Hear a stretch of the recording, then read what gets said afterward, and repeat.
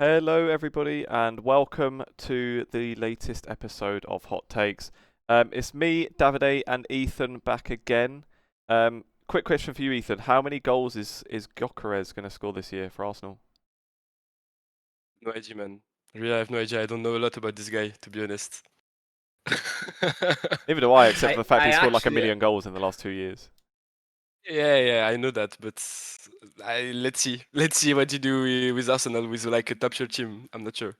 Like because maybe in Tottenham he would have scored a million goals, but like with Arsenal, we have higher standards, so maybe it would be a bit harder. Need I say the Especially obvious? since Do you he need me will to lose say the the obvious striker. about this last season, Ethan? Come on, Oh mate. my God, not that again. You Not that Europa you League give me a layup argument here. again. wasn't that the guy who Juve also wanted to buy?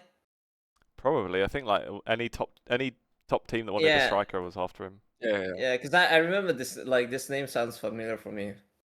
I've just So seen like Kai Havertz body transformation. The guy is jacked. No, that was AI, wasn't it? The picture I saw was like definitely AI, but maybe he is. No, but We'll I see. think he really changed his body. Like this body really changed a lot. It's like, if you've seen Fernando Anyway. Torres after retirement, like that guy is Yeah, massive yeah, now. He's yeah. huge. Ozil as Yeah. well. There's Ozil. Anyway, let's talk about some esports, shall we? And as always with you guys, I'll try not to pain you with too much Valorant stuff. So I'll get it out of the way early doors. So let's go through it quickly. A couple of things to mention. Firstly, this week there was a patch that, like, for players shouldn't be a big thing, but I guess for like Riot and the devs is massive. Being that they've moved from Unreal Engine 4 to Unreal Engine 5, so it's a complete shift in engine. As League of Legends players, that must be something crazy to hear about, given they're on that like random old engine for some racing game from like 1999. But yeah, so they moved from Unreal Engine 4 to Unreal Engine 5. From what I've seen, there's like not really been much impact, which is obviously what you'd want as Riot. That's basically what they promised as well. Like as a player, you're not really going to notice anything. Obviously, just a new engine gives them more opportunities and things in the background.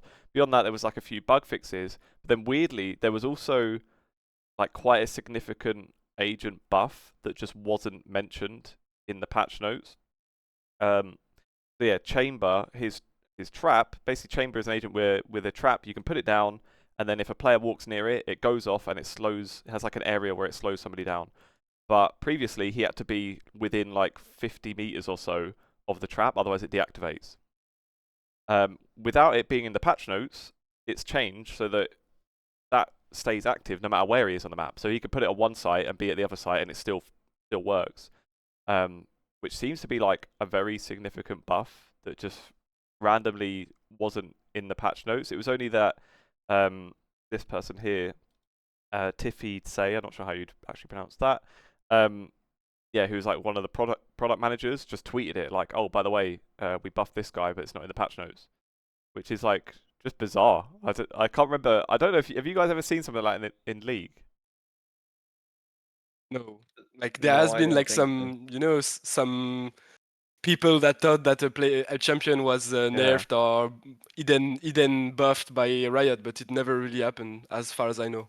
But actually, this is weird also because this is a huge buff, to be honest. Like what you're Yeah. talking about seems like a huge buff. That's what I'm thinking. Like, I'm sure there's probably been ones in League where, like, I don't know, like a micro mechanic has changed slightly and it's maybe not intended, or it's something that's kind of slipped in by accident.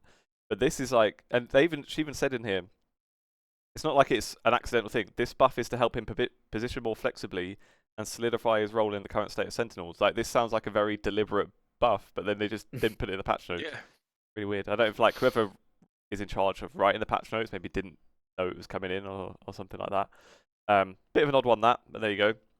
And what's probably the bigger thing in Valorant and in VCT is that yesterday Riot has concluded its match fixing investigation and found nothing, is what they're saying. So this was it was huge when it came out. It was like, I think, a month and a half ago or so, that Sean Gares, who was like former CS player turned streamer, and he was heavily involved in Valorant. He was a general manager of Shopify Rebellion. he made this video alleging that there was widespread match fixing in NA Tier 2, where he had these screenshots showing players being approached to fix matches, and these guys telling them like, we'll give you 20 grand if you lose a map. If you can end up winning the game, I'll give you a 10 grand bonus. And they were sending him screenshots of these betting slips where they'd won money before. That part, Riot has said that they found, basically found nothing. The one thing that seemed a bit of a cop out to me is that in his video there was this one screenshot that this guy sends, where it shows him betting $133,000 and winning $230,000, and that was one of maybe like 5 or 6 of these screenshots that were in the video showing, where these fixers were sending these screenshots to players, basically to show like, look, I made all this money, you can help me next time and get a cut of it. This one specifically turned out to be fake, or not maybe fake, but it was somebody else's screenshot from Twitter of a totally different game, not related to NA Tier 2, and this fixer has taken the screenshot, scribbled out the names, and then said that it was one of his bets. What Riot has said is they didn't directly name this screenshot, but they basically said there is a screenshot in the video that we, since have found out definitely was from a different game, and as a result, we don't think the screenshots are trustworthy. So because this guy definitely faked one of them, we don't believe that any of the screenshots of these bets that he made were real. The investigation was also with some of their betting partners. Let me remind myself who they were. Sport Radar, Grid, and the International Betting Integrity Association. And they said that with their partners, they also didn't see any suspicious market activity across Tier 2 from this year, so they can't seem to find evidence that bets were done. So that's kind of the first part. And his video was totally 2 separate things, really. It was firstly allegations of match fixing, with these screenshots showing people supposedly attempting to solicit players to match fix.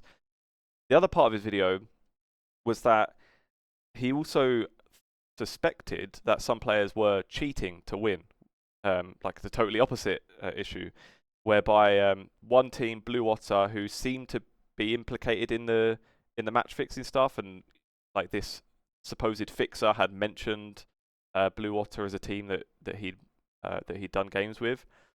So in the video, Sean Gares kind of shows one match from Blue Otter where they were doing really silly stuff, just like walking through areas with no utility, and walking around with their knives out when they shouldn't, and stuff like that. And what was kind of what he was alluding to was them essentially match fixing.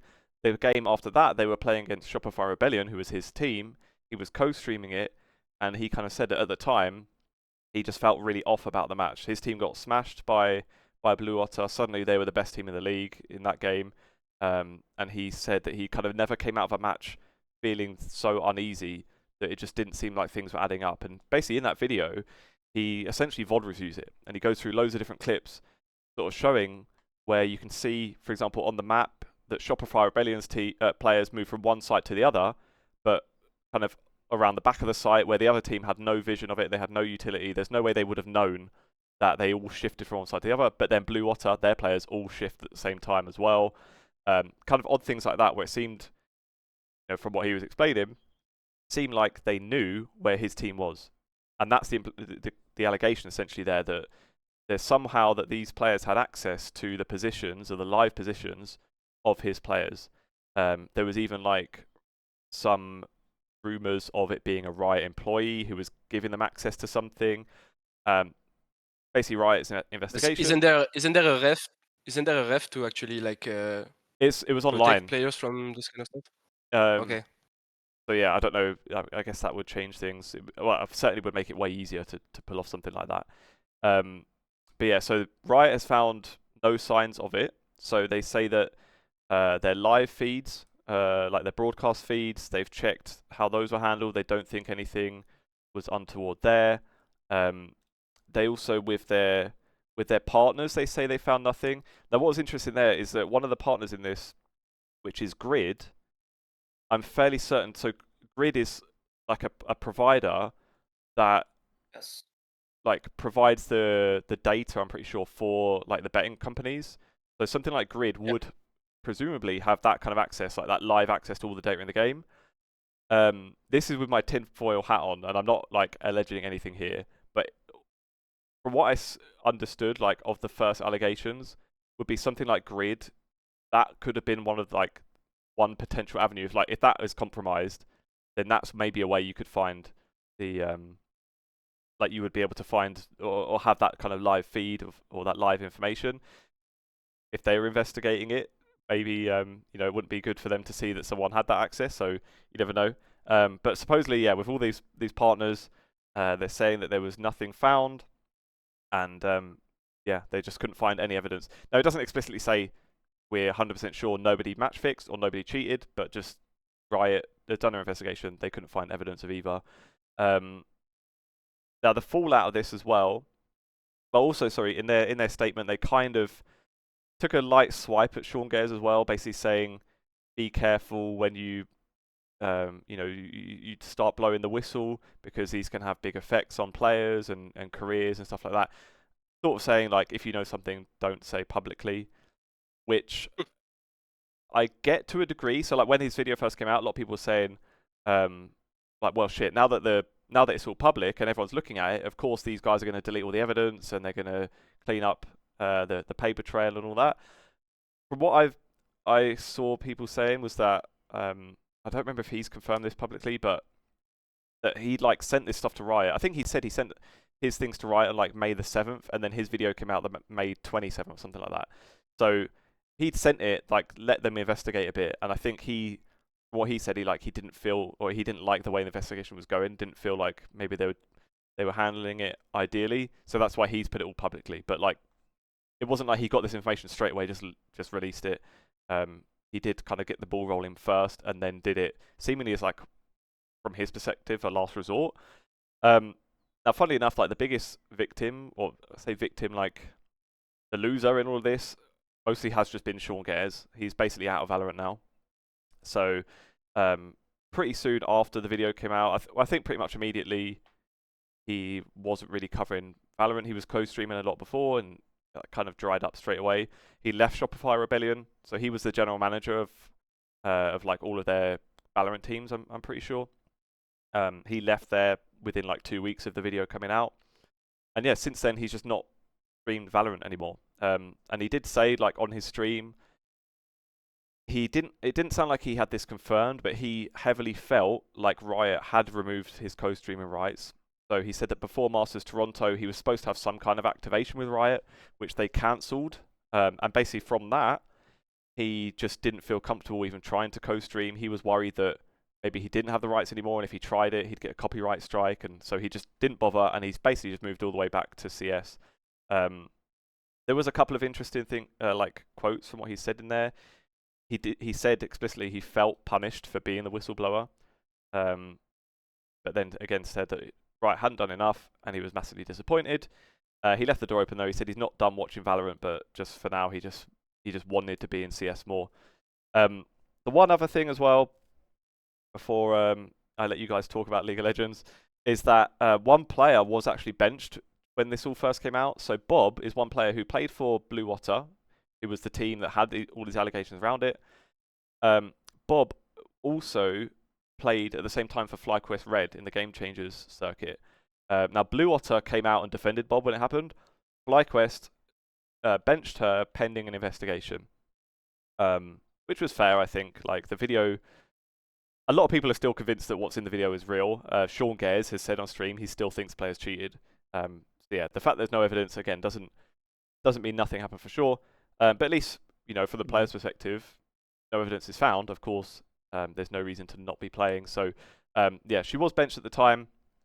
FlyQuest Red have since reinstated her to the starting roster, just like a few days before Riot's statement came out. So obviously they'd clearly had been told that there was no wrongdoing there. And yeah, they put her back in. They said they did their own investigation, and they also found nothing. And that seems to be the end of the story, unless Sean Gares comes out with another banger. But there we go. Now, one thing I was seeing, I did see a lot of people saying, like,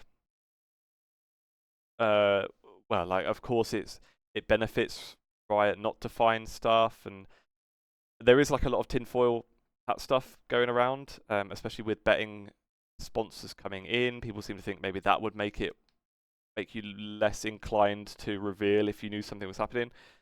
I would point back to I remember I think we talked about it when this stuff first came up a few weeks ago, but when they had the stuff in the Vietnamese league in League of Legends, and like half the league got like banned from that. So I don't think they're averse to being able to find stuff, especially tier 2 as well. Like I could get it if it's one of their like premier leagues. To find it in tier 2, I don't think would be a damning thing against them. I think I probably just believe the statement. They probably didn't find anything. And again, that doesn't necessarily mean nothing happened. It's just if you're smart about trying to fix matches, you could probably do it without much paper trail. You just do it on calls and don't have stuff in writing, I'd imagine. But there you go. Give me 1 second. It's always a tricky. Yeah, go ahead. You talk, Davide, because I need to do something like, for production. No, it's like it's always a tricky matter, this one, right? Because when everything moves online, regarding the ref thing, usually I think you have a ref within your Discord Like in call, the or like Discord, whatever yeah. call they use. Yeah. So exactly, this was someone checking on you. I'm not really sure how that works. I think getting the live data would be a little bit weird from my perspective, just because that would mean that you basically have on something. It seems or like you get access to. Yeah, it seems way more like the match fixing is easy, like in comparison. Like Yeah. if one person wants to, or especially if he thinks 2 people were implicated. If 2 people out of 5 want to throw a couple of rounds to skew a map and lose a map. No, they can. Like literally They can do that happened very in easy. League as well, when there was like the Ultra Liga in Poland. There were like 2 Chinese guys that I think 2 imports, or there at least was 1 Chinese player who basically kind of like he was super fed on Jason out of nowhere, just gave a 1000 shutdown thingy, and that was clearly a non-rational action Yeah, that yeah. was thrown in the middle of a game that was basically won.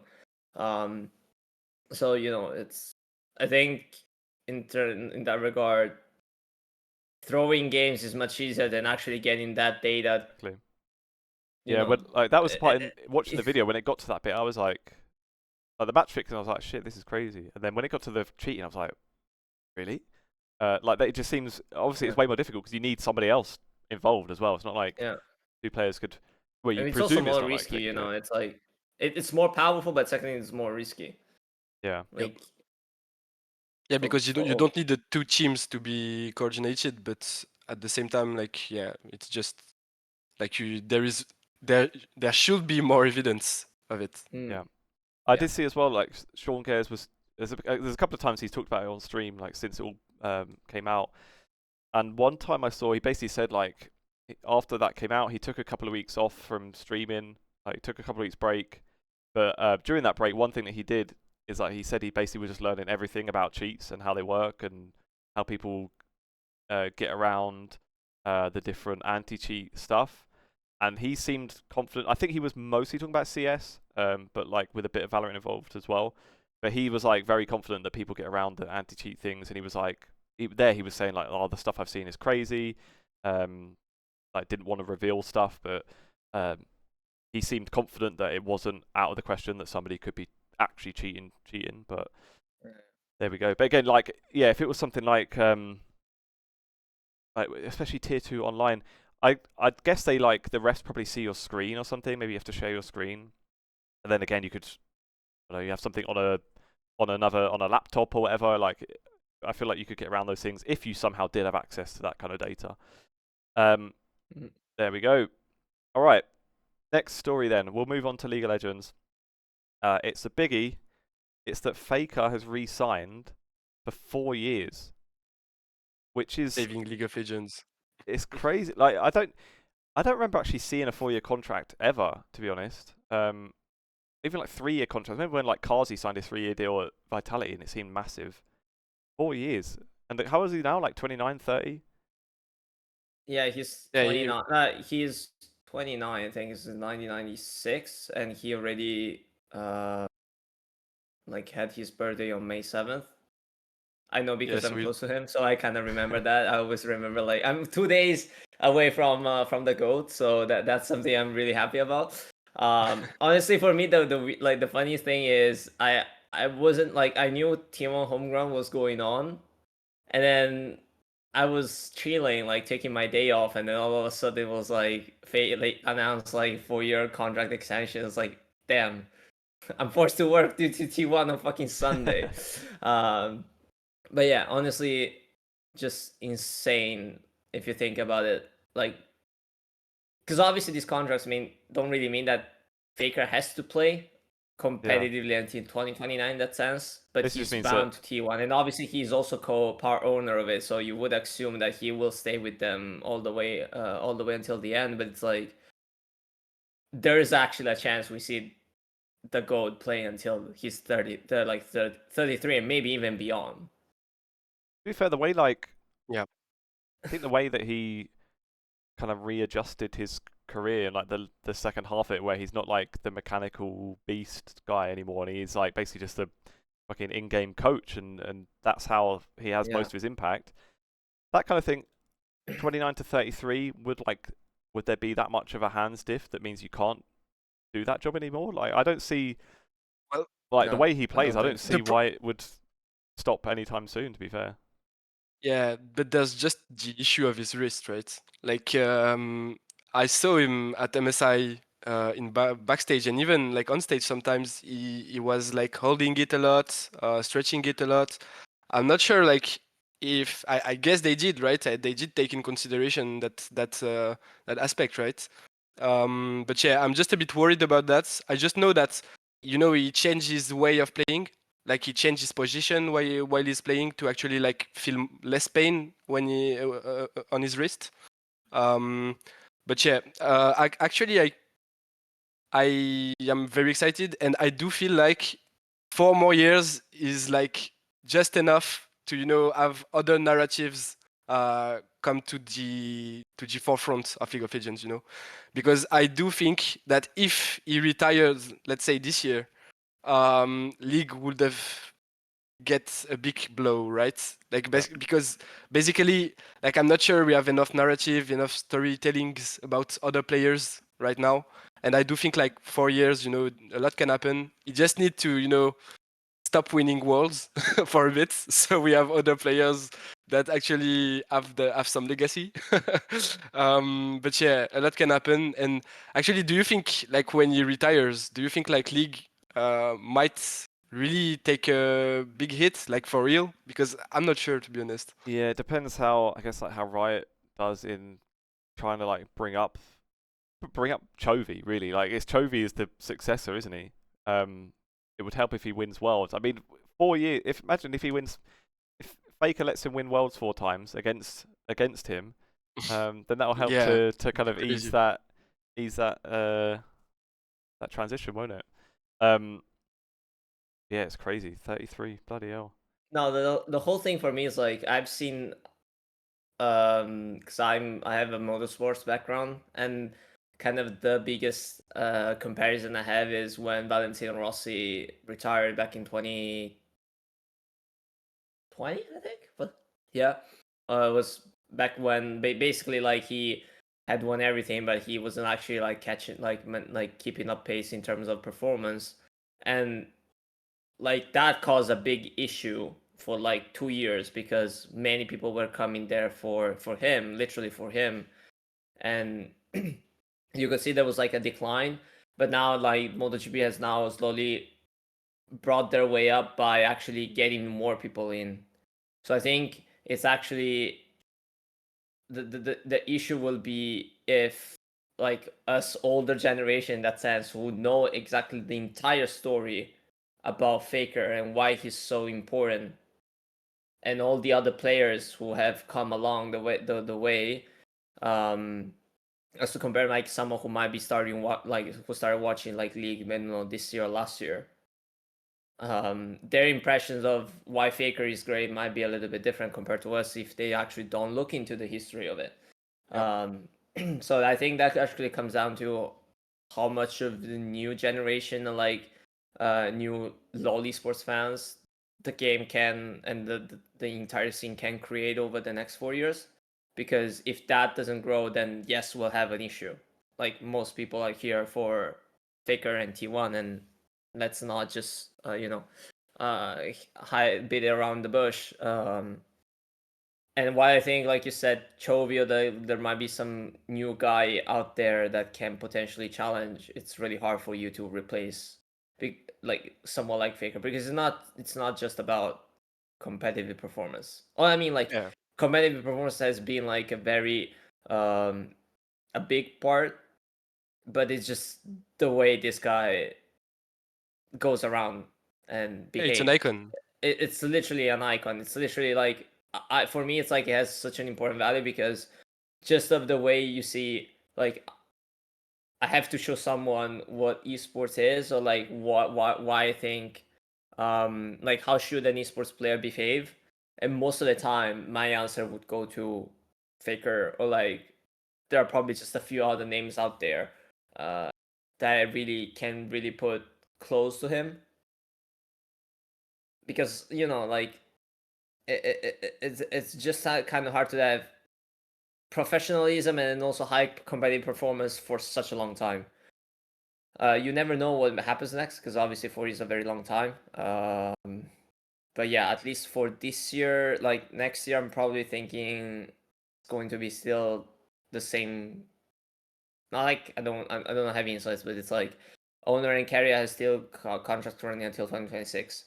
Guma is probably staying, because I read he said he, like, when they announced the Faker thing, apparently he didn't know as well. He has been saying like on T1 membership that he still wants to keep playing, and obviously there's like that the degree of relativeness, because I think they're cousins, right?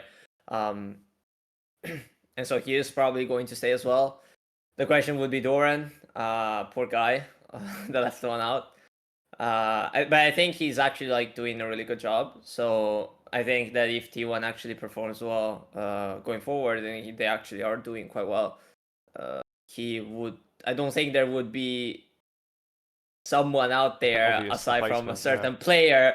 From a certain player who starts with Z, but and maybe K, but like the king guy, I think is quite set on Genji as Yeah. well. Actually, do you think Chovy could replace Faker in T1 when he leaves? I was thinking like that. The succession isn't it? Faker retires, becomes head coach of T1, and then Chovy joins, I'm and not sure he then wants to be T1 is coach. the I'm not monolith. sure I'm you have still- the. I'm I'm not still sure you have the waiting. personality to be coach, to be honest. But I'm yeah, waiting maybe. for Poby to maintain his level for 4 years, and then go back to T1 to get his throne. To get his deserved fucking crown after Yeah. being like, it's like kind of like Easy Hoon in Scout. Like you always, like you're on T1, you say yes, I'm on T1, but then you literally look at yourself like, how am I going to like get this guy's place? Never. Did you compare Scout and Easy Hoon to Poby right now? Like, Is let's be Poby the simple next bit. Scout and Easy Hoon, or is he the next Pyrion? We'll see. I mean, Yeah, Brave yeah. boy. that's kind of the crazy thing if you think about it. Faker started in 20, like the whole thing is Faker started playing competitively in 2020 2013, 2013. Yeah. Yeah, that means 16 total years on T1. That's No, like 12. That, Oh, by you the end mean of the at thing. the end of his yeah, by contract? Yeah, by the time yeah. the contract finishes, like Yeah, like it's crazy. if you think about it, I don't think there will be like there are no players that will have 16. No, Have never, like a, To be never. fair as well, like especially you look at like CS, there's players that are older than him. That let me check the guy Team Vitality, who are like maybe the best CS team to ever Apex. exist right now. Yeah, Apex. Yeah, he's like 30 something, right? Like 32, 33. I'm checking because I don't want to be wrong. Yeah. Bit older. Yeah, I he's think 32. even a bit older. Okay. I know in VCT EMEA, Angel, who plays for Navi, I want to say he's even older than that. He is 35, and you feel like CS and Valorant, like FPS games are probably more more mechanics based than League, especially with like Faker's role.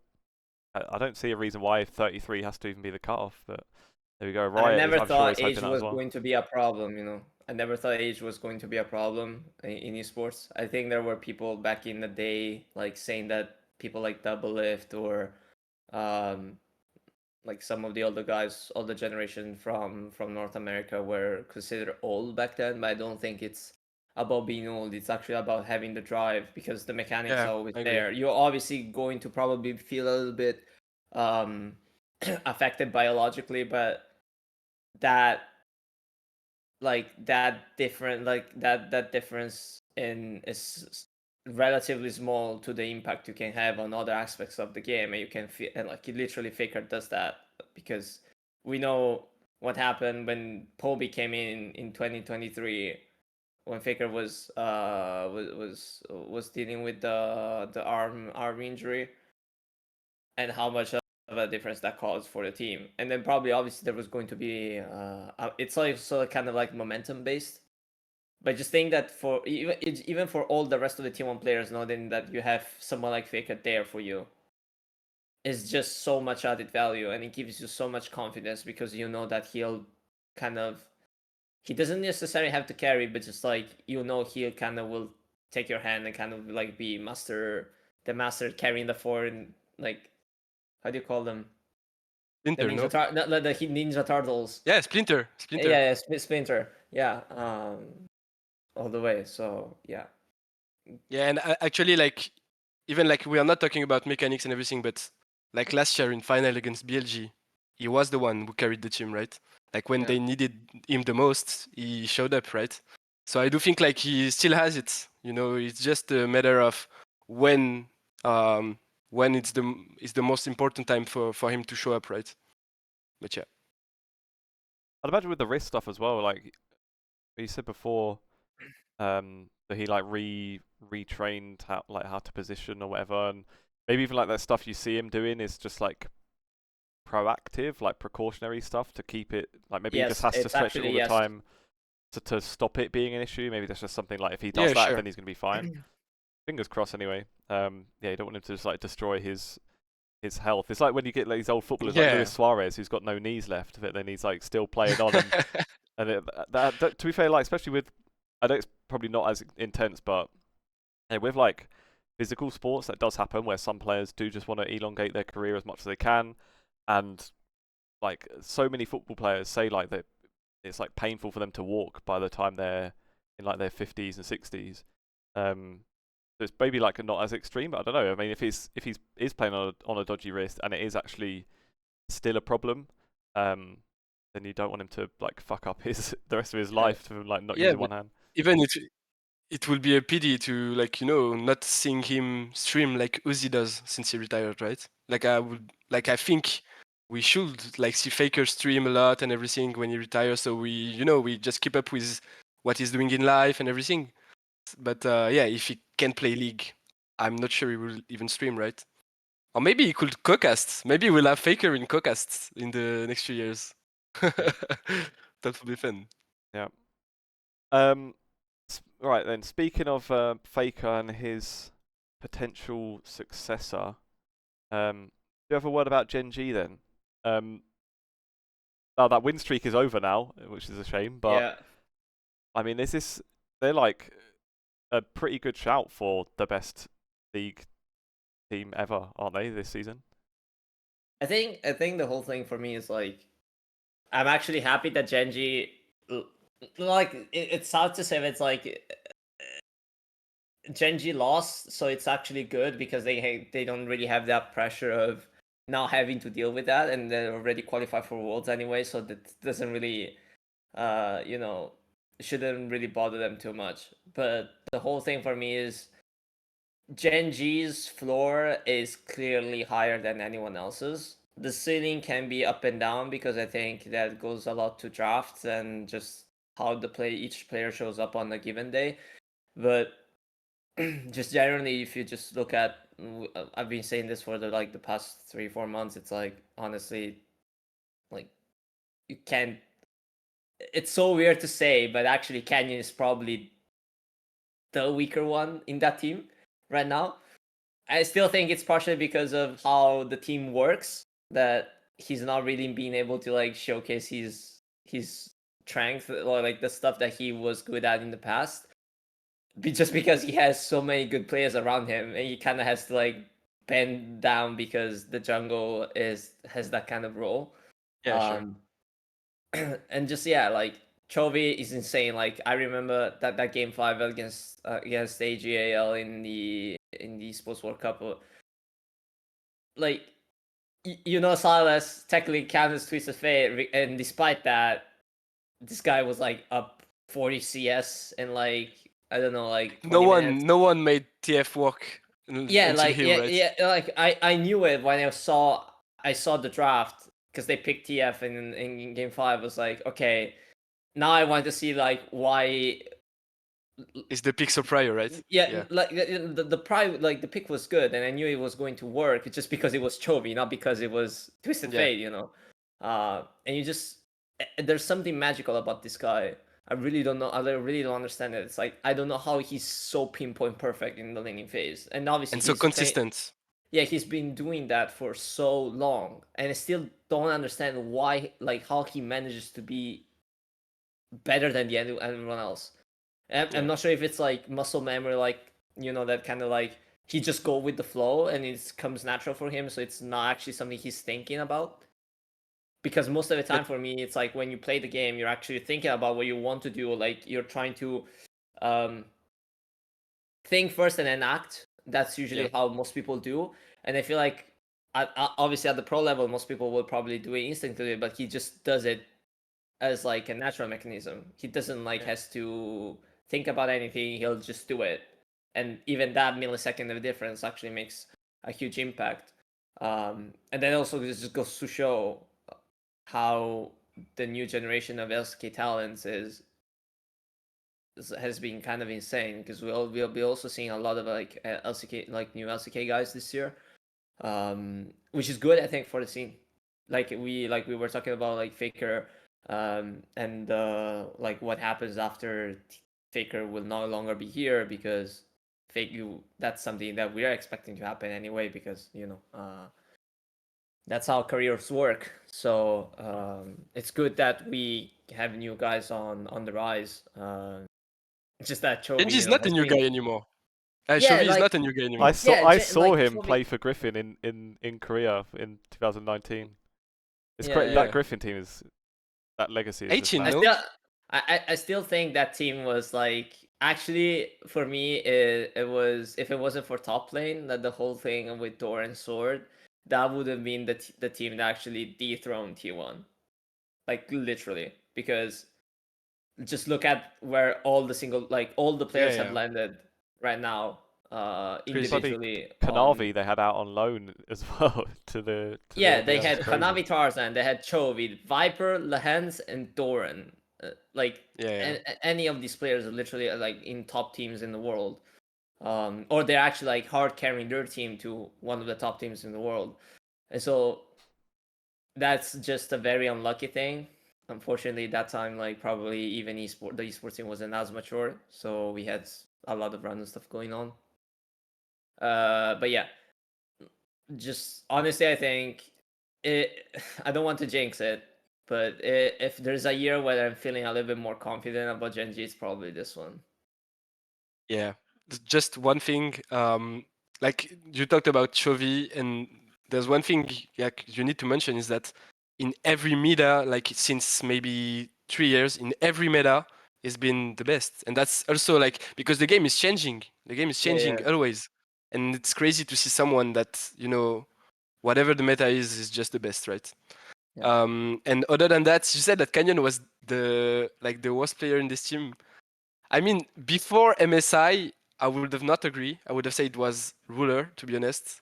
But Ruler had a crazy run at MSI, so I have to give him credit for that. He also had a pentakill in his debut in LCK in return for the LCK. So yeah, it's kind of hard right now to pick someone and say he's the worst. Like they're just all so good. Of course, that's the hard thing. But if it just feels like like I said, it's If you have not to pick because someone, it's Canyon. Yeah.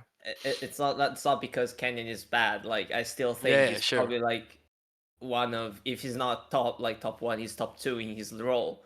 But if you Yeah. just look at, like, probably the only other one would be Duro, but it's not because of skills necessarily, just because it's Duro. Because like you can't say Keen, Chovy, and Ruler are worse, you know. Yeah, and actually, the amount of impact they had so far. I feel like, to be honest, Kin is even more impressive than Chovy, because Chovy you kind of Oh. expect him to be at this level. Like Kin, he has always been on the top, but right now he's like the best. Like there is no debate, right? And all the other years for me, there was a debate, and I don't even think he was at that level where he was considered the best top laner.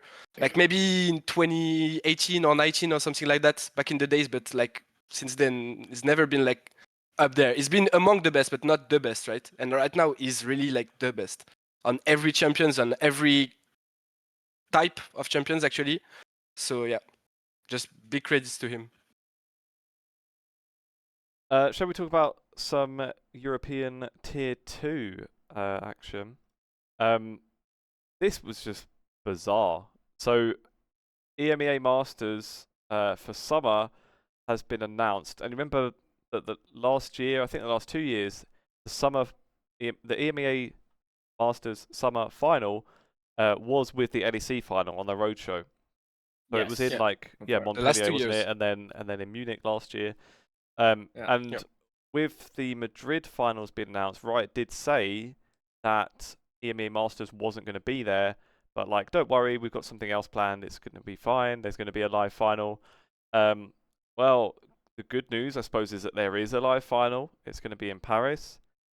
The weird news is that it's on the 2nd of November during World semi-finals. And then I just don't get it. How Not was this during, happen? like the same day. Oh yeah, The same day, well, but during the period it's still of the weird. World Still semi-final. weird, yeah. Because that was the thing as well. Like I saw they came out and made a statement saying like, "Oh, I know people are worried about clashing with Worlds. Don't worry, it's not going to be the same time." But like, come on, who the hell's going to give a fuck about this while Worlds is going on? Like in general, there's going to be no interest really. And like the problem is like there are two possible outcomes. It's either they change like the schedule of the rest of the competition to actually make it so it goes before Worlds, right? Because it's all the competition is during Worlds, then the competition is completely doomed. Like no one will care, right? So if they do the competition before Worlds, that's something possible. But the problem is the final will be on the completely different patch. So like teams will have to catch up and everything. Just the two teams that will be in final, and that's something very real. Like if you talk about like sportively, it's just not like adapted, right? And the other possibility is that they actually like revert the what they did, and they actually don't do it in Paris in the Paris Games Week. But I don't even think that's a possibility, because actually if they do that, like I think like the tickets are already unsold and everything, so you can't like say to people, yeah, we're just cancelling it, right? Yeah, I couldn't imagine So they yeah, reverse that once it's already agreed, something like that. So the Yeah, whole it's thing very for odd. me is actually I don't necessarily see it as a disastrous thing, just because they already said that it's not going to overlap with the schedule. My concern is obviously at that point you would kind of have to have Paris Games Week kind of put on a like a like live stream or like watch party thingy for Worlds, because obviously we're in China and they will be in Shanghai, and I think with the 7 hour time zone diff, because actually I think that's also the weekend we get the time zone changed in Europe. I'm not sure, have to check on that. It's it means that it like I think Riot Games usually will have games starting like by lunch or like early afternoon in Chinese time, because they have to accommodate for different time zones, right? So and if they play a BO5 and that goes to 5 games, that means we'll probably get at least like 3-4 hours of that, and then right after that they'll have the EMEA Masters finals, which is another BO5. So that is going to be very saturated for fans to watch. And I think a lot of this, the main issue with the EMEA Masters, it's like it's all dependent on Los Ratones. It's like, or maybe KCB, I guess. If we get like a KCB Los Ratones finals, Yeah, but I think it's really more about Los Ratones, right? Yeah, for sure. Like the whole thing is, if they, I mean, they're actually destroying everyone right now still. But in case something crazy happens, they don't make it like Cadrill somehow is not able to cover it.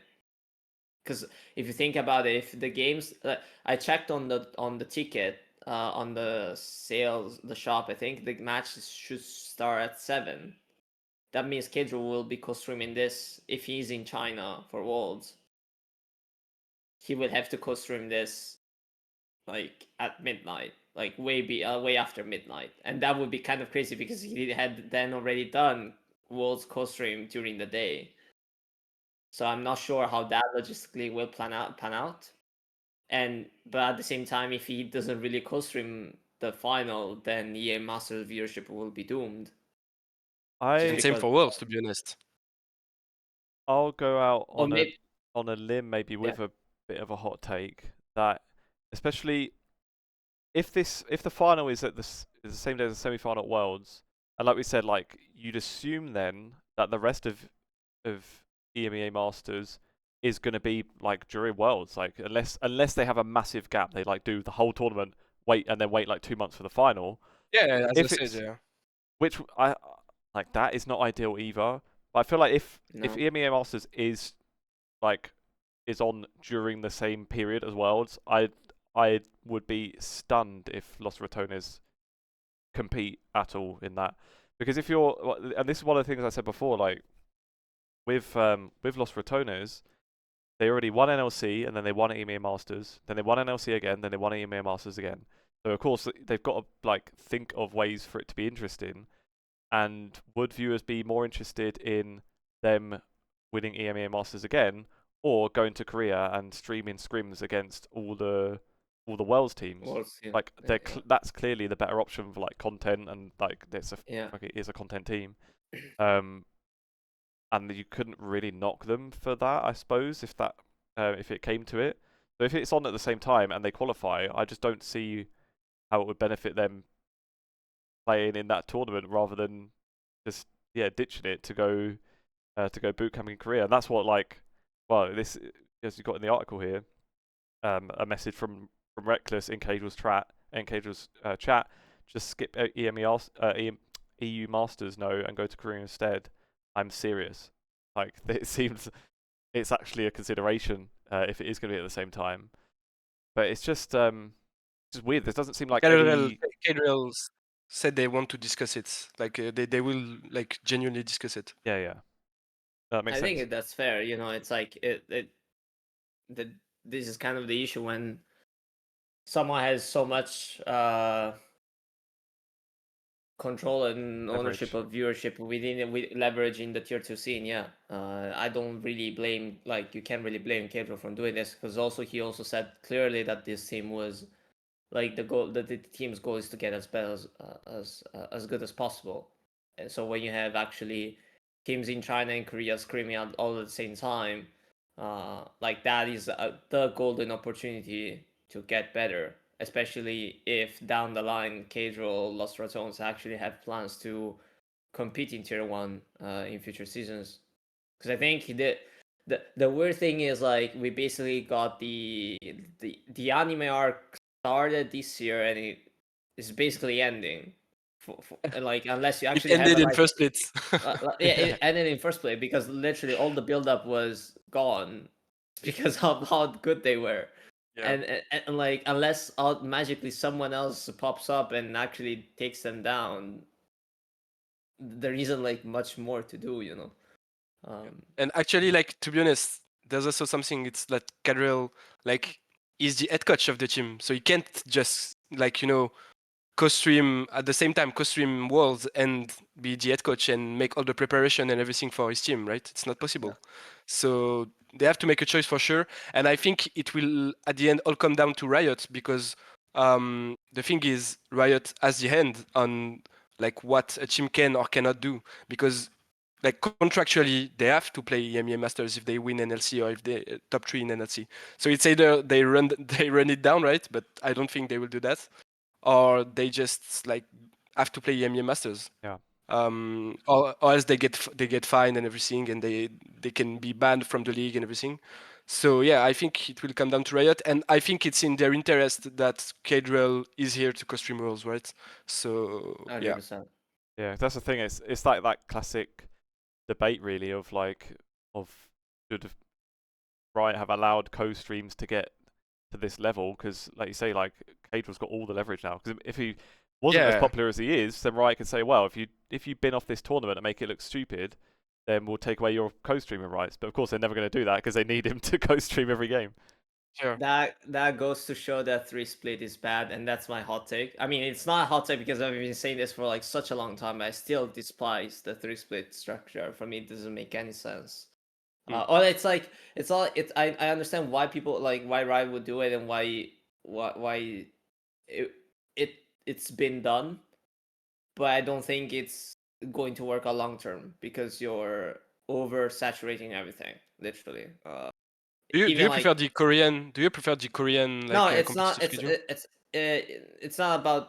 I mean, that's also kind of a 3-split thing. Or like, I kind of would want to see a full season like the LCK. That it's like you have stuff carrying over. But just the amount of scheduling, amount of games that teams have had to play, is honestly way out of control. Or it's like it's so much you can't stay on top of everything. And I think the size of the LoL esports community is not big enough to stay on top of everything as much as you want to. Because unless you say you're only following one specific region, then that would make sense. But like as a league esports fan in general, it's just like as if I'm watching football. It's like I want to watch Serie A, I want to watch Bundesliga, I want to watch Premier League. There's no way I can stay on top of everything all the time, and on top of that also have like Champions League and Europa League going on. It's kind of impossible. So the whole thing is at the same time, SK, for example, they played like only 8 weeks of competitive League of Legends this year. Like, it's very relative to. But that's the reason. Like, if you make it shorter, like if you reduce the splits, but you make a longer season, you actually then have the chance to rework out the format and kind of do like the LCK. They're literally playing, like, all of them get to play. How many? They're like at 30, more than 20-ish series, BO3 series. Even 30. I think it goes to 30, to be honest. Yeah. So like even DNF is literally one series out of like the 20 series they've played so far. They still get to play like 40 games during the season. If they lose like 2 all the series, And I actually prefer this one. Like, it's much closer to the traditional sports we know. Yeah, exactly. Which is why I think it also works, because then you also have like it's not about short term, like competitiveness. Somewhat, like obviously the top teams will want to be at all the internationals, but like maybe some like a team that knows that they can probably have to rely on form, they can kind of like slow down or take a little bit of a rest to like reduce their screen blobs and like pick the right time to actually push. T1 kind of did that in a forced condition when Faker was there, but they had the privilege of actually being a team that was like, yes, we can, like we can let Faker rest 2 months, knowing that the moment he comes back, we'll still be in playoffs, and then we'll actually play the playoff run to get to second place. I think they got second place that split. In summer. Yeah. And actually they ended up Worlds, losing 3-0. Yeah. So it's actually it's like there's also some like strategic behind it, because you feel like you clearly see people like players burning out. Like AG, like AL went back to China, and then they were supposed to be the clear like the top team, or one of the two top teams, I think, aside from top esports on paper, and then they lost out to Resurging BLG. They lost out to Weibo, I think, was it? I'm not really sure. What time? Like now that they've come back in Split 3. Oh, okay, yeah. AL like lost 2 series, I think. Yeah, And against it's not clearly because they got worse. It's clearly because yeah they're against burned out FPX, and yeah. tired, and like they're not like up to the condition, like optimal condition. But they're Yeah, they forced to lost against play. FPX, yeah. Yeah, they're forced to like play all the time because of the schedule. And if you think about it now, like literally LPL plays until end of August with the regular format, just like the LCK, and then you have the playoffs. And then if they kind of qualify for the playoffs, then they have like 2 weeks of the like 1 week of the regional final where they're actually like, you know, chilling, and so they have time to rest for Worlds. But you're not really resting because you should be like practicing, like screaming, Yeah, and they will for sure hell, practice it. yeah, to you know, to actually play and like learn from the other best teams once they qualify. So is it really worth it? I don't think so. Like from a viewer perspective, for me, it's very detrimental to not being like stay on top of everything, and it's something that Yeah. I've been hardly like heavily advocate on, because by the time we get to Worlds, we're kind of saturated of how many series we've got to see. It's maybe you Which is need to also like. why it explains. Oh, go on. Yeah, which is also why I explain like why the MSI format was so good, because if you compare that to first stand, that was like night and day, you know. A much longer schedule, like BO5s, many teams, and all that stuff. Which is important to always have like a break between those kind of things, because then if you do MSI and then you go to EWC, there is a clear difference in the viewing experience. Yeah. Even Yeah, and online, I'm not talking about the offline setting. I'm just talking about from the online setting. Like you go from 9 silver scrapes across 2 weeks to just one BO5, and then a few BO1s, and then like 2 BO3s, and then yeah, it's like, oh yeah, like we're happy because G2 won, but that was one series, and it wasn't that meaningful because then we got stunned by T1 the day after. You know. I don't think even because I get like the 3 split thing is to get more competition, because like you could get times where things get stale and we're just doing like 9 weeks of best of ones or whatever. I think it's just like having some variation. I've always said for years that I just wanted some kind of like FA Cup sort of thing, like get tier 1 against tier 2 and just like make something interesting that way. And funny enough, actually, just yesterday there was a Valorant tournament announced for the end of the year, which basically will be like that in EMEA. So it'll be like an open qualifier where like 1,000 teams can get in, and then after a few rounds, tier 2 teams come in, and then game changers teams come in, and then later on all the tier 1 teams come in, and it's actually like something like that where you can have all the teams compete, still have more stuff in the calendar, but just something that's like just feels a lot different, so it doesn't feel like just another split of the same thing. Obviously, I know LEC got it a bit better now than when they had the three splits plus the summer finals. That was like clearly just too much, like dragging on. Yeah, I just always want that. I just like those kind of random ones where you just see matchups of like, yeah, give me like G2 against Bulldog Esports, and you just hope that there could be an upset somewhere and stuff like that. Like CS actually did that in Asian Champions League ACL this year. They had like an open tournament with basically like they had the open qualifiers and closed qualifiers, and then the open qualifiers would start first, and then the top teams from that played against the closed qualifiers. The teams who won that then would go on to play against the VRS teams that got invites, and so that gives them kind of like the choice of, do I actually want to play in this or not? Because some actually will still want to prioritize, the competitive the Yeah, actual tier 1 competitions. competitions, yeah. But the trade-off would be like the payoffs, so like the prize pools and stuff, which also kind of also kill like that's kind of the issue with the EMEA Masters as well. Like aside from actually winning the EMEA Masters title, like the prize pool isn't that big, you know, in the current moment. It's like 40k, 60k, 80k. Even if you win like 180k in the year, like probably like LR would do if they were to compete. It's like a good load of money, but it's not even that much, you know. Pedro made that in 2 days at EWC, I'm pretty sure, didn't he?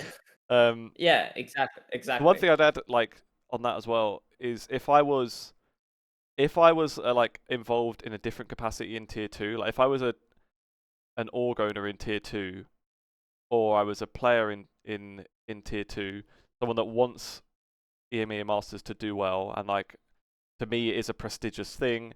I want to win it. I'm a player that wants to show I can win at this event to get my chance at LEC, or I'm trying to build my org, and winning this event would be really good. Blah blah blah. If I just see like Los Ratones, the most popular team, just ditch it and be like, oh, actually we can't beat us. Like it's better if we go to Worlds. Just forget about EMEA Masters. I'd be really pissed if I was like someone else involved in it, because it just makes it look like not as important. Yeah, right? worthless, yeah. Yeah, it just it's like, oh well, EMEA Masters is nice that we won it, but actually this thing's way more important. Like it's not actually that big of a deal if we don't go. I would be not very happy about that if I was someone else involved in but that.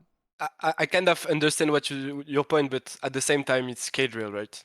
Like it's a bit like I'm not saying that would like impact bizarre his to say. decision, but just the overall situation, I would be furious. Yeah, I understand. Yeah, but it's a bit of a bizarre situation because it's like the biggest content creator in League of Legends, right? And it all comes back to what we said about like all the leverage he has. And yeah, he's just like too important on the League of Legends scene. To bother winning a third EMEA Masters instead of costuming Worlds. If I'm him, like 100%, I go to Korea. Like that just makes way more sense. Just especially from the other perspective as well, like because we do see sometimes when there are decisions made about EMEA Masters, like I'm sure Riot does cite viewership with certain stuff, like when they change formats or they do like some games off broadcast, and they come out and say like the interest isn't necessarily there for these stages. It's not. It wouldn't make sense to broadcast the whole thing. And then obviously Cadriel is like the biggest factor in any broadcast now in the viewership. So also from that perspective, if I see him just bin it off, and then I know that we're going to get half the viewers as before, and I know that the viewership can impact what happens with future decisions, then also that is like it can have long-term impacts as well. Again, from Cadriel's perspective, clearly going to Korea is better. But yeah, if I was like an org owner in tier 2, I'd be not very happy with this situation. Yeah. There we go. Let's move on, shall we? Let's take a step up into the LEC. I understand, Ethan, you might have a hot take on the LEC. Yeah. So I need to frame it correctly, because I know you guys will come at me. I know if there are some Spanish fans that are watching, that they will come at me. So I do think that there is a chance. I'm not saying it will happen, right? It's the whole point of hot take. Already. Come on, just say something it. That. No, Say but it. I need to frame it. Let me frame it before. You're trying because to I'm be not sure. politically correct. You're trying to be politically Okay, correct. so I do think Setting. Don't. I do think there's a chance that MKOI doesn't make playoff. So let me explain why. So there's a few reasons. So first, this is going to be my face. Like this is going to be MKOI's fans' faces, face when they hear that thing. You know? Like just clip it. So, so the first reason is I do think that MKOI is a very emotional team, which means that if they lose some, it can go very, very fast. And the other thing is that they will have much less preparation than every other teams because they actually started screaming way later because of EWC and everything. But that is a bit cut down by the fact that they had a lot of practice with the best teams in the world, right? They actually didn't show up to me. Like I feel like what they shown in spring was much better than what they shown at MSI and EWC. So I feel like they kind of, you know, reached their ceiling at Spring, and I don't think they will go any further, right? And I do think, like, for example, a player like Elioya can be very affected, but by how bad he played at EWC and at MSI, sorry, because EWC was kind of okay. But yeah, and I do think, like, yeah, it can go very. And the other reason, and it's something more tournament related, it's the fact that the Group A is actually, to me, slightly more stacked than the Group B. And it will also all come down to if Navi and Vitality are actually like showing up. And the last thing is that it's only 4 BO3, guys. Like, anything can happen. They have 4 BO3. If you lose 3, basically you have a very, very big chance to go tiebreak. So yeah, it's 4 BO3. We go very fast. Like, I think their first week it's like on the second week, and they actually like have 2 games in a row. So imagine they lose both, and they're playing Carmine Corp, and I don't know which one is the other, but imagine if they lose both, knowing that they are a very emotional team and that it can get into their head. I do think it can go very badly for them. But again, I want to reframe it.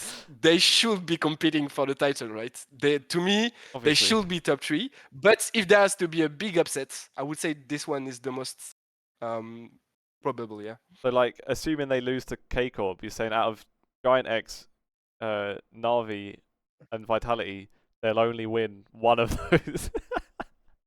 Yeah, Oh I my do God. think it's possible. I And do look at think this, it's possible. I do think. Look at Davide's power rankings. Yeah, MKOI number 2, and then yeah, let's find but the rest. that's Davide power ranking. Vitality, But Giant actually, X. and to be honest, again, I would have put them in top 4 if I had to make a power ranking. I'm just saying that if there has to be a big upset, it can be this one. But we can discuss it after week 2. After the week 2. This doesn't sit right with me. No way whatsoever. I'm sorry. Okay. Like, this is like, I actually don't think MKOI played bad. Like, maybe they didn't really show up at MSI, but it was clear that they had stepped up at EWC. And the fact that they were actually able to take a game off of T1 was a clear a clear sign that probably actually this team is still better than G2, which is why I put them higher. Even though actually I think, like, in terms of like overall potential, all top 3 teams, so G2, MKOI, and NKC are actually quite close. I might probably I put KC a little bit because of the bias of the scrims they had against G2. But that was also at the time when G2 actually was struggling a lot. It was between the break between MSI and EWC, if I remember correctly. So that was still the period where they're actually trying to figure things out. Which is also why I think G2 is probably going to be a bit closer to the top 2 compared to how they were in spring.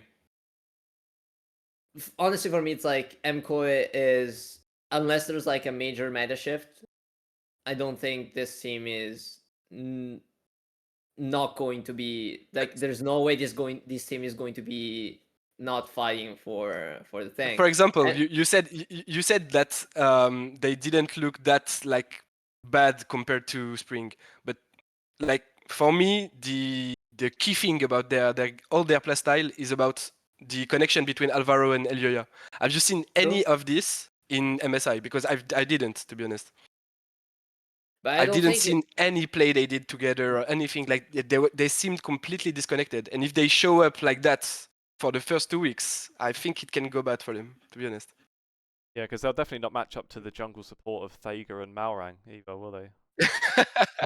Yeah, so, like, that's my thing. It's like, if you're playing against the top teams in the world, you're playing against like fucking Owner and Carrier. Yeah, for sure. Like, you're not expected to they're not expecting you, like, they're not going to let you play the way you want to.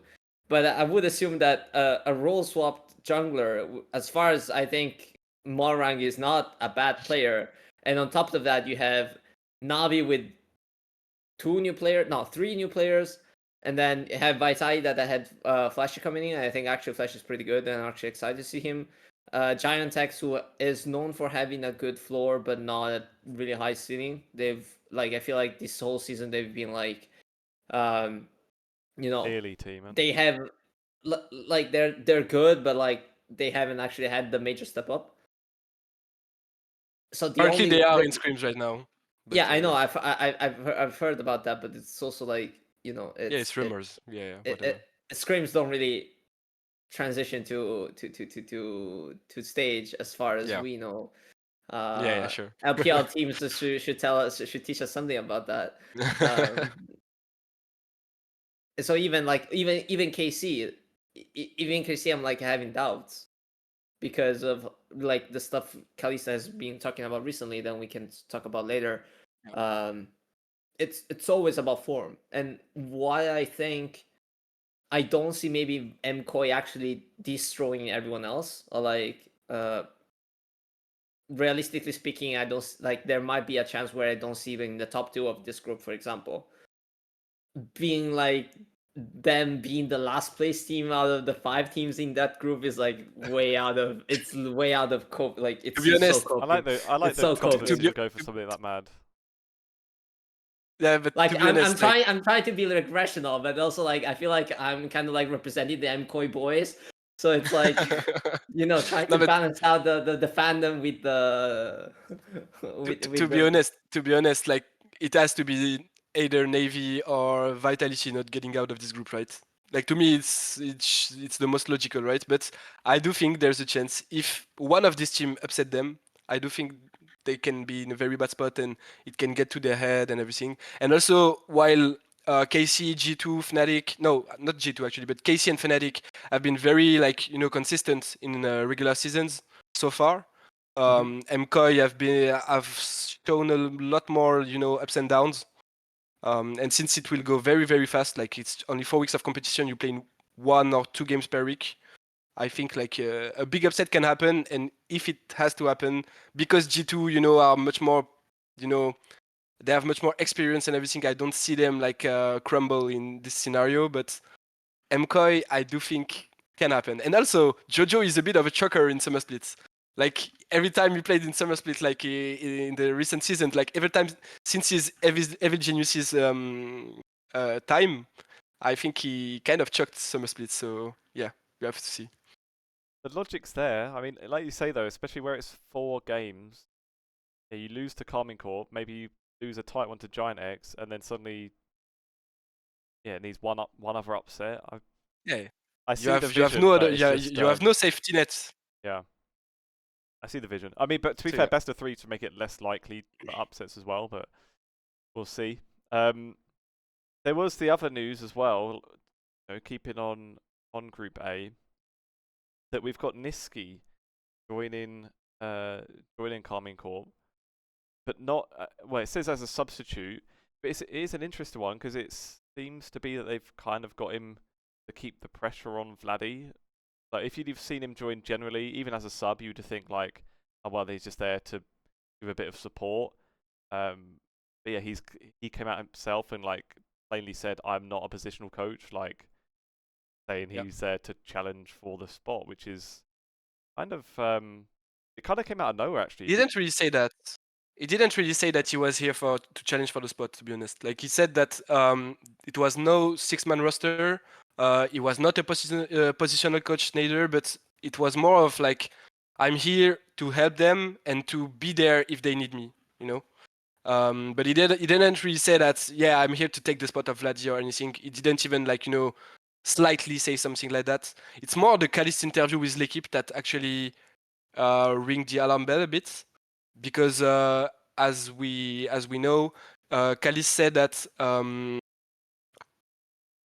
actually he was here to kind of be the solution if Vladdy didn't show up, and actually he was also here to push Vladdy to stay professional, and that's something like maybe there is something about Vladdy, right?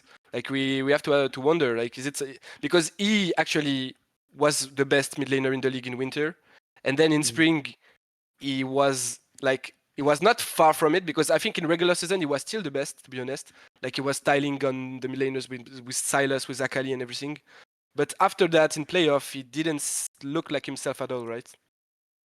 I would say on Vladdy, like I don't know about anything these days, but I know when he was in the NLC with Riddle, and this is going back like 3 years. And bear in mind he was like 16, so he was a teenager when it happened.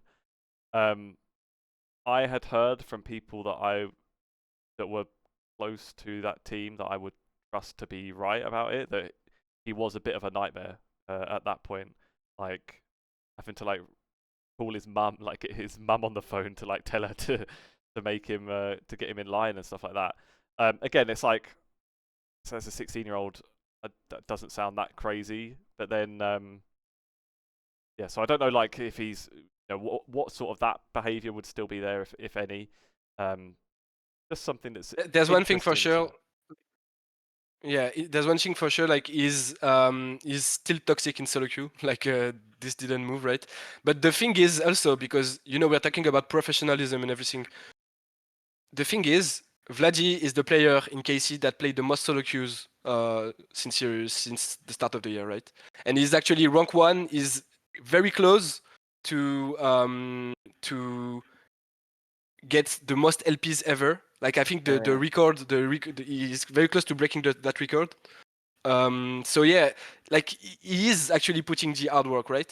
And maybe there's something about like playing solo queue is not very hard work. It's not hard work, right? And Calist also said in the same interview actually that in scrims they were doing good, but that there were some individual mistakes, like very, very, very big individual mistakes that were dragging them down a bit. So maybe there's something related also here. Maybe that in scrims he is not trying as much as he is on stage. And maybe it's something that they want to solve or something. I don't know. We are just speculating right now, right? Like, we don't really know what's inside the team. But I think there's something going on with Vladdy. And I think Niski being here, I'm not sure. I don't think he will play a lot. Maybe once, but not maybe twice if there is something happening with Vladdy or anything. But I'm not sure that Niski will be there to play. I just think it's more of a pressure to Vladdy to say, hey, there's someone behind you that is waiting to play, right? So, yeah, and to be fair, like professionalism, that could be. I mean, that can mean like so many things. Like, sure. it could be nothing to do with work ethic. He could be putting in all the work, but maybe you're not professional in the way you communicate or give Exactly. feedback and all sorts like that. And yeah, I'd suspect then.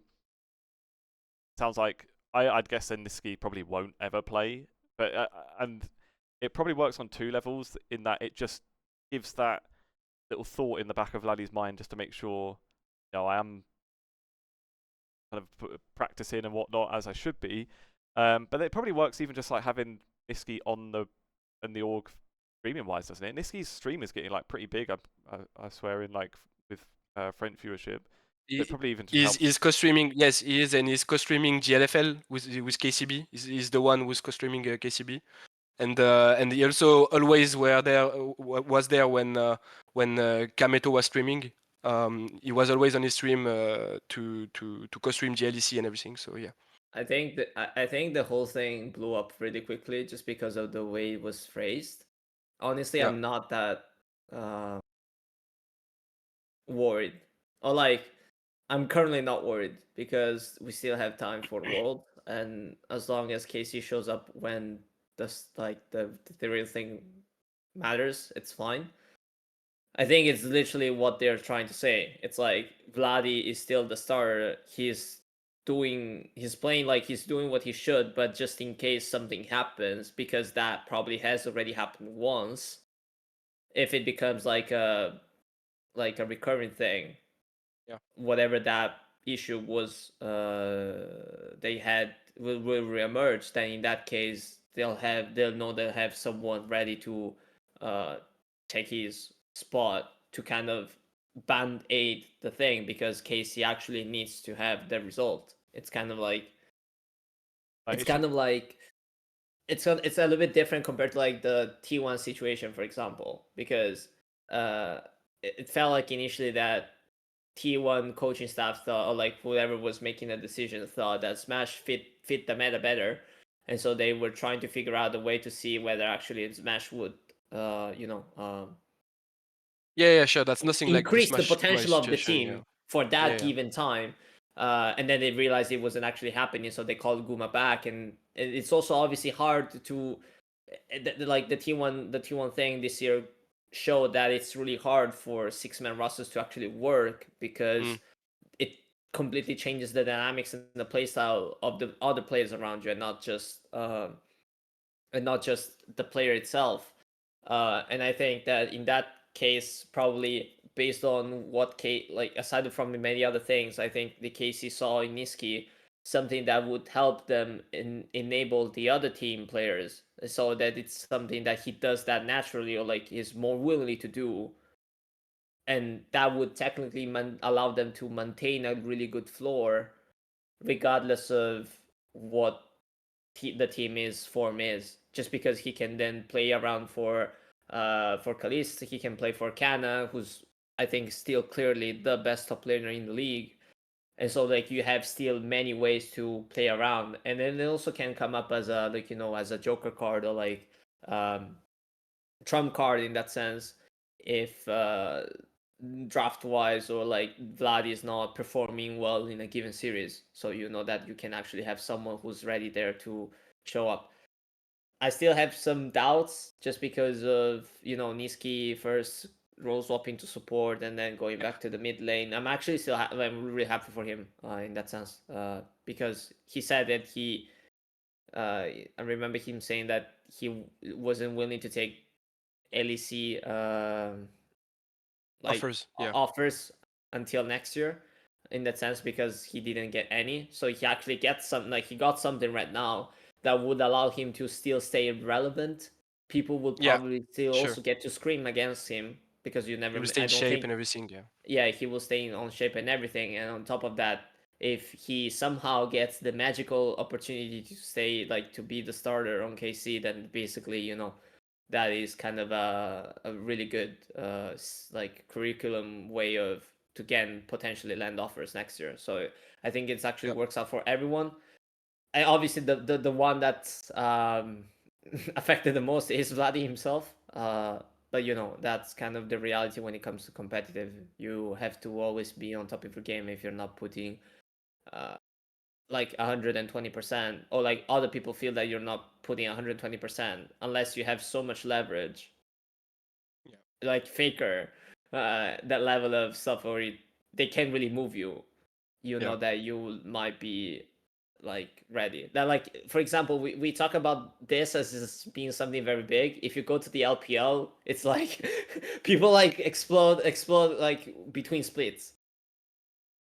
Well, if you're... But when you talk about Vladi, like just to close out, like when you talk about Vladi also, the thing is, like after winter, he was like you couldn't move him, right? Like he was like he was the best. He was looking like the best. He overplayed caps like a lot of time, and so yeah, I do think that, and actually he resigned with KC right after winter. During first end, he resigned with KC until 2027.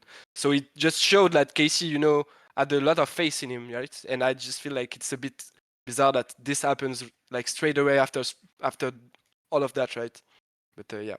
I feel like it clearly is then an aim to just get KC playing as well as they can, and like have you want an impact without Niski ever playing a match. That's like the ideal thing. Listen, if Cloud9 had a good substitute mid laner a couple of years back, maybe Jojo Pyun would have only been late 41 times, and the 42nd time would have happened because of this guy standing behind him, and the risk of getting subbed out. But there you go. Speaking of the LPL though, I didn't get the transition ready, so I'm going to talk for 2 seconds while I do that. And there we go, I'm ready. So let's go ahead and round out with the LPL. You talk about having subs and changes mid-split. I don't follow the LPL that closely, but then all I see like every 5 minutes is someone new signing for somebody else. And especially in jungle, right? Yeah, I was just going to say, why is it always junglers? What's going on here? Because that's the solo queue mentality, if there's something that goes wrong, blame the jungler. No, but because I think it is the most important role in the game right now. Like in the actual state of the game. I actually discussed with Frogzone, the leading game designer in Riot Games, And he told me the same. He told me that for him, jungle was the most important role in the game right now. So I do think that because of that, teams think that if they change the jungle, in the jungle, they might have a new dynamic within the team, right? And I think BLG are clearly on that path, right, to try and have new junglers to create new dynamics. But basically, I'm not sure there's any that is better than Shun, especially after seeing what he is doing with I mean, there's JGG. Tarzan, I guess. Yeah, of course. But But, even you know, Tarzan wasn't that good before. Like he was very good, but he wasn't that good when it mattered before this year, right? fair. So yeah, I do think, like, actually before we talk about Milky Way, there's Shadow so that we need to talk a bit about. Like I do think this guy is playing very very well with BLG right now. You can see that, you know, there. It felt like I think it's Cadwell that said that, and I really like agree with him. It felt like before when it was Beishwan, they were just like going in, and you know they had no like reasoning behind when we have to back off or when we have to stop the move, right?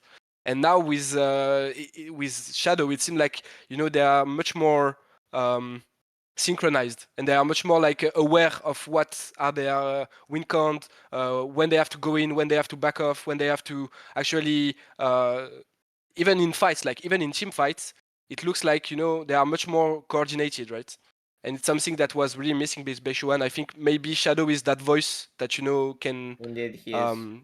can, you know, make it work out for them.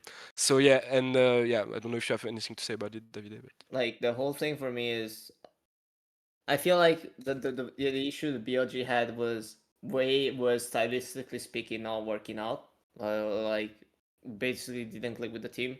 Beitron found the click, gave BLG the floor, but they realized the ceiling was not enough, and so they had to pick up someone who could raise the ceiling. And I think actually probably Shadow is the best one you had, because it was clear like Shadow has always been someone who's very proactive, and I think this is kind of his meta. Like I think this is probably the best meta one of the best metas you can give to Shadow, just because he's known for having a relatively aggressive playstyle. Like he wants to make stuff happen, and I think that's what BLG wants, because that's kind of what Shun did last year, or like the past 2 years.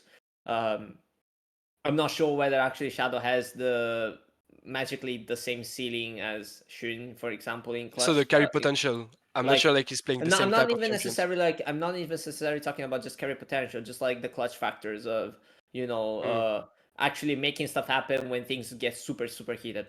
For me, it gave me just the impression that like everyone, even in the LPL, are like probably kind of taking a break, or like not, like the level there is also up and down because of form and momentum. And I think BLG probably had they have found something with Shadow now coming in, which like similar to what they did when Baytron first came in. So like they found something new that also makes them kind of harder to read from the enemy, like from the enemy perspective. And also I think Shadow is just individually better than Baytron across multiple like departments when it comes to being a jungle player.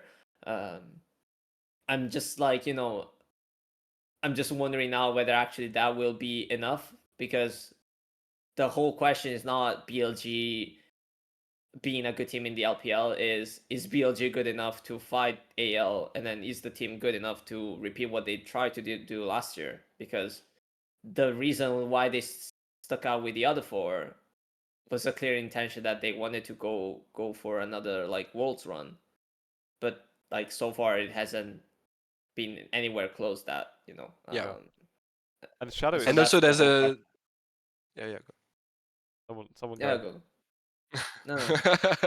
I just wanted to say that also there's kind of a sentiment of emergency, I feel like, also because Worlds are in China this year, and it will not be the case until 4 years. So I think, like, you know, teams want to make the most out of it, right? So that's also why we see as much changes, because they are trying to find the good formula, right? Yeah. As quick as I was possible. just counting as well. I was just in the last, like, since Worlds, and including Worlds and beyond, BLG have had 7. This will be the 7th jungler to play for BLG. since Worlds. That's That crazy. includes like the off-season one. So they had it at Worlds, obviously Wei and Jun, and then at Nest in December, Junhao. In the Masia Cup in December, Monkey, and then Wei started split 1, Beitron split 2, and now Shadow. And Shadow now. Yeah. Speaking of China, literally, I've opened the Twitter. They just announced VCT in Shanghai next year, confirmed. Wow. What champions So or yes, Masters? champions.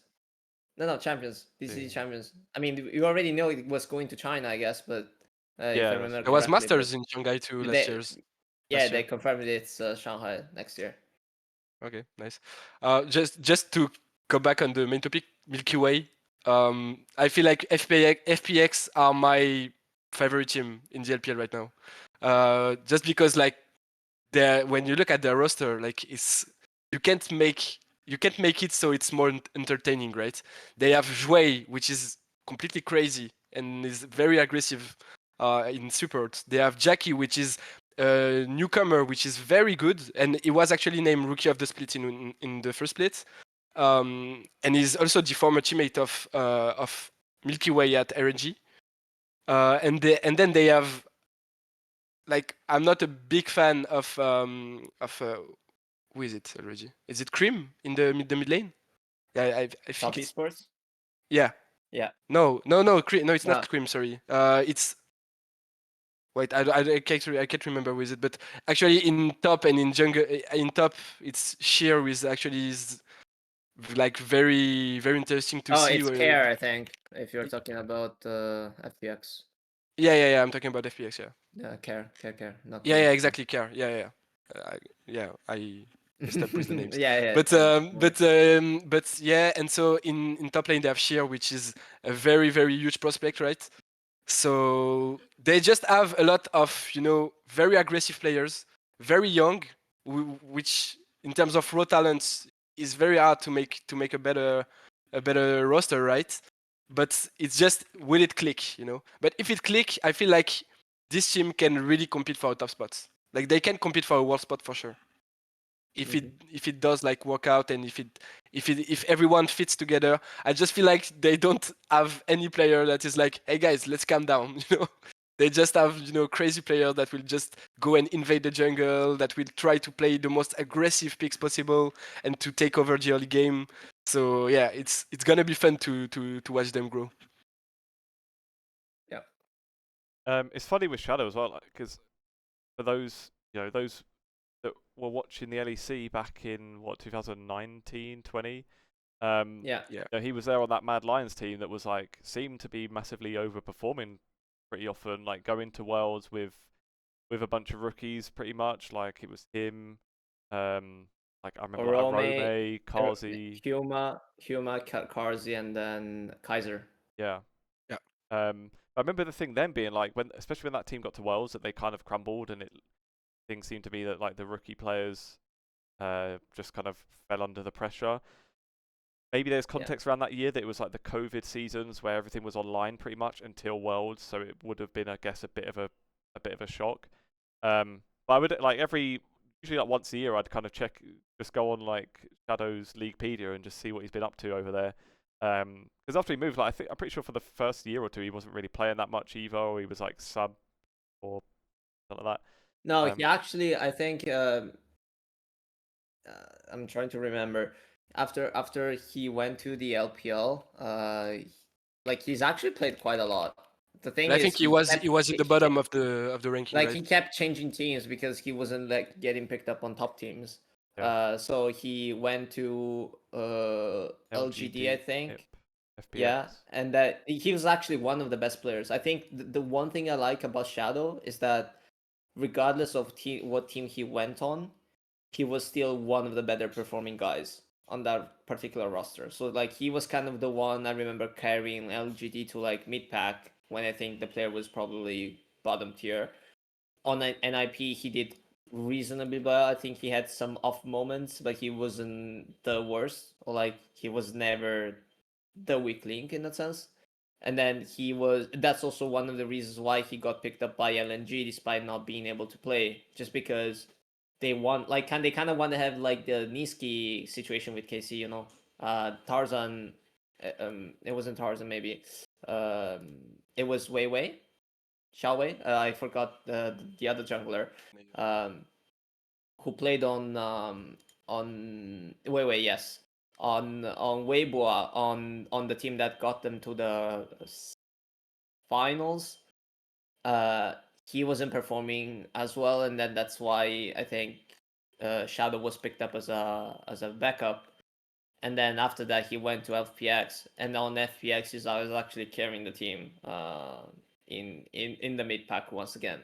So the guy has always been running around this kind of bouncing off of these teams, but he was actually, I think, one of the, like, in terms of like jungle rankings, he was probably the best one aside from the fantastic like 6. So it's like you get rid of Kanavi, you get rid of Shin, Tarzan, and all those kind of stuff, and that's basically him. It's always him kind of being like the bench keeper, the benchmark. So I'm quite excited to see him, whether he can actually like raise the ceiling for BLG. The main issue is I still think if BLG's goal is to go for Worlds title, that might not be the solution. Yeah, the best fit. Yeah, yeah. Like it's the best fix, because I think I'm expecting BLG to somehow guarantee themselves a world slot. Judging on based on how the LPL teams out there, but it's like it's actually quite hard, because you have AL, you have Tess, you have Weibo, who's actually playing really well, and then you have GG, IG, and then BLG, and then JDG. So it's like 5-6 teams fighting for 4 slots, and you're not even guaranteed that the 4th slot will get to Worlds, because you have to play the LCK 4th slot. And you have FPX too. To me, they can fight for it. Okay, that's like another MKOI hot take level. No. Like I know Milky Way is good, man, but like, no, I do think they can be in the top 7. Like you just named the top 7. I do think they can be in there. Yeah, I'm not saying the other team is the other team is WE. You know, it's like there are 8 teams. You know, I'm also putting them 7. But if you tell me they have, like, actually, I think FBX might be able to like somehow upset JDG or like IG if IG doesn't really step up. But like all the other 4 or 5 teams, I bro, kind like of agree. it's kind of crazy to, but like, top esports is stomping everyone once again. Yeah, but we know they are stomping everyone in regular season, right? Yeah. Let's just wait for playoff. Let's just wait for playoff. God forbid. And actually, I was Worlds. thinking Kanavi might have been a very good fit if they really wanted to win Worlds, for example. But I'm not sure if contractually it's possible or everything. I doubt they would let him go on. Yeah. Like, unless they actually paid a shit ton of money. Yeah. There we are. Am I right in remembering that Shadow was like a Lee Sin one trick back when he was in LEC as well? Am I imagining that? He was a really good Lee Sin player. He wasn't actually a one trick, as far as I remember. Or at least like he was known. Yeah, he was known for. He was kind of like, honestly, for the way it's like, he looked like a kind of a slightly downgraded version of Bo, in the sense he actually used to play a lot of like carry junglers. He would play like Graves a lot, I think, back in the day. I actually remember playing with him once, because we had we like went to a web cafe together and like had the like when he was still in Milan, prior to like 2 weeks or 1 month before China, joining Mad. I had to play like the chance to play with him like some flex games, and I'm a jungler as well, so I had to give him jungle. And I just remember this guy like diamond level, master level flex games just go 5-0 on Graves in like 8 minutes, and just literally like end the game at 15 with like 12 kills, 12-0 and whatever 4 score. It was kind of crazy stuff. So you like, this guy has always been quite good. It's just that the competition and the level in the LPL is so high that he can, like, it's as if you put Caps in the LCK, he's still good, but are you actually putting him above Chovy, Faker, And even like Zeka, BDD, Showmaker, and everything. yeah, BDD, Showmaker, Zeka, and those kind of guys. Back when they actually were at the top level, you're not. It's kind of hard to say that, you know. I just think it would And be so- cool and like, so- if they get back to, or if they get to Worlds and just like the narrative of like the Western fans seeing him pop back up again. When I feel like Yeah. maybe just like that last Worlds run with Mad probably just tarnished like how people see him a bit, because last you remember of him is that they went to Worlds and completely shit the bed. But then before that, you know, the one season he had in LEC, they were pushing towards the top with this mostly rookie roster. So yeah, it'd just be cool that like he goes away training in China for 5 years and then come back and yeah, maybe face an LEC team. Yep. Right, I think that's all of our topics. You guys got anything else you wanted to chat about quickly? Although we've been going an hour and 40 minutes, so I should probably go. I mean, LEC Power Rankings was something I wanted to talk about, but I guess we don't really have time. I just think that the whole thing is, like, my takeaway is, aside from the top 3 teams, I'm actually excited to see how Fnatic shows up, because I think there is a chance that Poby kind of maintains the level Humanoid had, but there's also a chance they will need some time to readjust, and that they will kind of fall back into the mid pack. So that is one thing, and then the other thing is I actually think this mid pack is probably very exciting for me to watch, because I think BDS, Giant X, Heretics, Vitality are all teams that I'm actually excited to see. And then on top of that, there's also Navi with the new lineup. Even though it's like, for me, it's one of the craziest lineups ever. Like, I would never thought to see a tier 2 jungler with Malrang support, role swapping, and then on top of that you get like Hans Sam D, which is like another Korean import popping out of nowhere. Even though actually the guy was actually quite, it was decent. Like, the guy was good. Yeah, he was very, very good. Like, he was like everyone was saying he need to go to LEC since 2023. Actually, he was actually really good. The whole thing is, you put him in a team and it's like, it just screams like craziness. On top of that, there's like nothing stable about that shit. And then you support his Malrang, so yeah, you support his Malrang, and then you still have the most passive mid laner Larson, and then you have the most aggressive top laner Adam. It's like the whole team doesn't make any sense to me. I hope they work out something. I'm actually excited to see them, how they play out. It's just like, on paper, that team looks like a complete mess. Kind of want to watch Navi just out of like morbid curiosity, just to see how it actually looks. Yeah, no joke. Yeah, no expectations. Yeah, but actually, like, Tiger is very stable, so I think he, you know, compared to Malrang, which is very aggressive and it's really like everything or nothing, I think he can, you know, stabilize things a bit for the team. So I think he's a great fit, to be honest. And other than that, I think you're right. The middle of the pack is very stacked. Like, it can go in every way, right? Yeah. But I do believe that Giantix and BDS are the most, you know, the teams that can the most upset the top 4. To me, if there are 2 teams that can upset them, it's BDS and Giantix, if they do find their rhythm, especially on stage for Giantix, right? So yeah. Again, we just got reminded, Team Heretics do have the number 1 best top laner, number 1 best jungler, number 1 best mid laner, and the LEC MVP. So so they got a shout. Let's leave it on that then, shall we? So yeah, thanks for listening, everybody. Thanks for joining me this week again, guys, and we will catch you next time. Thank you. See ya.